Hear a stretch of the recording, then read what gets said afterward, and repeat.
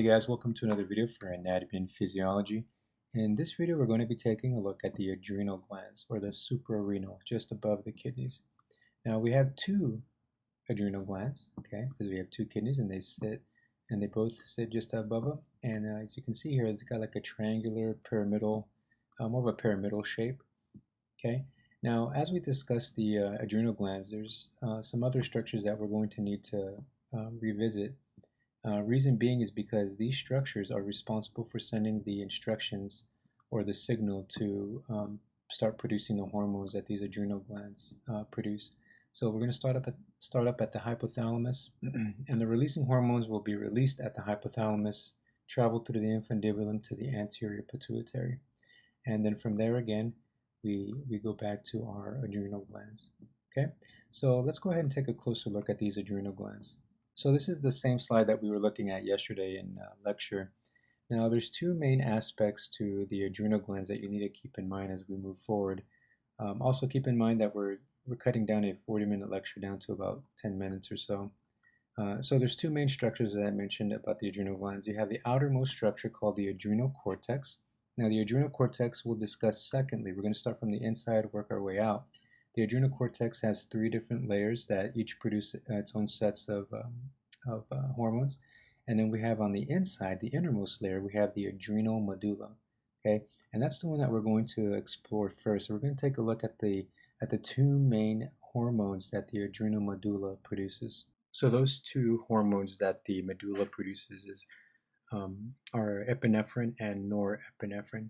Now, something to keep in mind about the medulla is that it has a dual nature, and that we discussed this in the lecture previously, where it acts as a ganglion, as an endocrine gland, and as a ganglion for the sympathetic nervous system. So, epinephrine and norepinephrine act as neurotransmitters, but in this case, because they're going into the circulatory system, they're acting as endocrine hormones.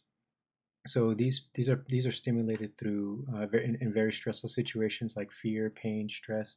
You know, your fight or flight system that we discussed in detail in other videos as well. So so epinephrine and norepinephrine, so I'm going to kind of list off some of the things that they do here. So number one is that they increase alertness and they prepare the body in different ways for physical activity. Like I said, fight or flight, right? So one of the ways is by allowing the liver to break down glycogen into glucose so that the body can use the glucose for energy. Glyconeogenesis, that's a fancy way for describing how the body goes into creating new glucose from fatty acids, amino acids. So it also inhibits the production of insulin, so that the body will stop storing glucose. Instead of storing the glucose, it uses it as energy. And like we mentioned before in the lecture, you know, it increases heart rate, blood pressure, airflow, pulmonary airflow, so that, you know, more oxygen can get to the cells. It increases metabolic rate, and it also inhibits your digestion and urine function, urine production, so that all the energy can basically go. Now, it also increases blood flow to the muscle tissue because, again, your body's getting prepared to fight or flight, right? So that's essentially what epinephrine and norepinephrine will do in the body. And again, that is produced in the adrenal medulla in the adrenal gland. So now we're going to take a look at the different aspects of the cortex. Let me back up a bit. So now we're looking at the cortex, the outer surface of the adrenal gland. And as I mentioned before, the adrenal cortex has three different layers to it.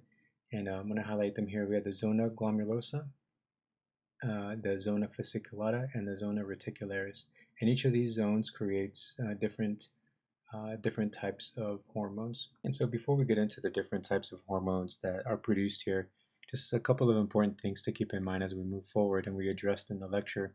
Adrenal cortex produces over 30 types of steroids, or hormones, that is, that are vital for survival. But we're of course not going to handle all those. We're just going to take care of a handful in this section. And there are three main types that are released. There's aldosterone, cortisol, and sex hormones. Now, each of these is produced primarily in each of these zones. Now, cortisol and the sex hormones, for example, they're produced in two zones, the fasciculata and reticularis, but primarily in one of them. And we're just going to address that primary one. So aldosterone, for example, is produced in the top layer, zona glomerulosa, cortisol in the fasciculata, and like I mentioned also, and reticularis as well, but we'll just focus on the fasciculata. And then the sex hormones primarily in the innermost layer of the cortex, the zona reticularis. So what we're going to do now is we're going to take time to address each one of these main hormones. So aldosterone is again produced in the zona glomerulosa, and its main function is that it helps maintain homeostasis of electrolytes. So aldosterone is what we call a mineral corticoid. So let's take a look at the word mineral corticoid, and let's split it up into two sections. The first section tells you its function, the fact that it's a mineral, or that it deals with electrolytes, the salts in the body. And then the second part, corticoid, well, that tells you its location, where it's located, or where it's made in the cortex, and more specifically the zona glomerulosa in the cortex. So, so what it basically does is that it stimulates the kidney to retain sodium, and it keeps the kidneys from urinating sodium out. Again, to maintain balance of electrolytes and also blood volume. So, having too many electrolytes or too low blood volume can create high blood pressure. So the way the body will keep from keeping that state of high blood pressure, it will tell the kidneys to stop urinating sodium. It'll stop urinating sodium, but then it'll excrete potassium. And so what sodium does is that it helps the body to retain the water that it has uh, through osmosis. So if you remember with osmosis deals with water movement, and water will typically go where there's a higher concentration of particles. So if you have more sodium in the body, then that means the water will be retained in the cell, and it won't be excreted out, further causing you to be more dehydrated, higher blood pressure, and so on and so forth. So again, it maintains blood volume, osmotic pressure via controlling the kidneys from excreting your sodium out. And so now looking at the second hormone that the adrenal cortex produces, this one is cortisol, also known as hydrocortisone. This might sound familiar because this is used in ointments for relieving swelling. So anytime you have like a bug bite, for example, a bee bite, or any kind of bite, or any aggravation, allergic reaction to poison ivy or something, you might have hydrocortisone ointment that is rubbed on you, and that releases, or that relieves a lot of the inflammation, a lot of the swelling and redness that occurs in when your immune system kind of overreacts to something. So cortisol, it's secreted primarily in the zonus reticularis, and this is in response to adrenocorticotropic hormone that's released in the pituitary that we mentioned before. And so it stimulates fat catabolism, protein catabolism, like we mentioned before, gluconeogenesis, so the production of glucose. So your body is responding to a very stressful situation, and it's wanting more glucose in the bloodstream so it can adapt to whatever issue is going on. Okay, so something also to consider with cortisol is that it also suppresses the immune system. A lot of times it's called the stress hormone because it's going to be released in the body whenever your body's stressed. It gets into an inflammatory state, and cortisol is released in the body to relieve that inflammatory state. But too much of cortisol in the body, like we mentioned before, it suppresses the immune system. It can actually cause cancer in the long run.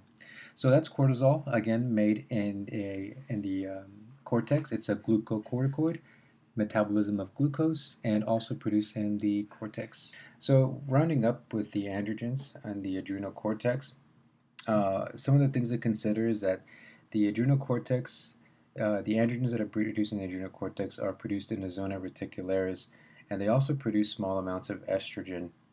Now, the main androgen that's produced here is called dehydroepiandrosterone, this DHEA for short. Now, this is broken down into a more biologically active component called testosterone, which we're all familiar with. Now, it also produces something else called dihydrotestosterone, but we're not going to look too deep into that. So for the male, it helps to produce the reproductive tract. Now, for both female and male, it helps with pubic hair, auxiliary hair in the armpits, for apricot scent glands, also in maintaining or producing libido during puberty all the way through adulthood. Now, so for a male, the testes will eventually outproduce the adrenal cortex, the zona reticularis for androgens. The testes will produce most of the testosterone, so it greatly overshadows what the adrenal medulla or cortex will produce. But for females, it's about 50% of what they require is produced in the adrenal cortex. So that does it for that. For androgens, this is the adrenal cortex again, and that was aldosterone, cortisol, and androgens, and that's in the adrenal cortex. All right, guys, thanks for watching, and good luck in your studying.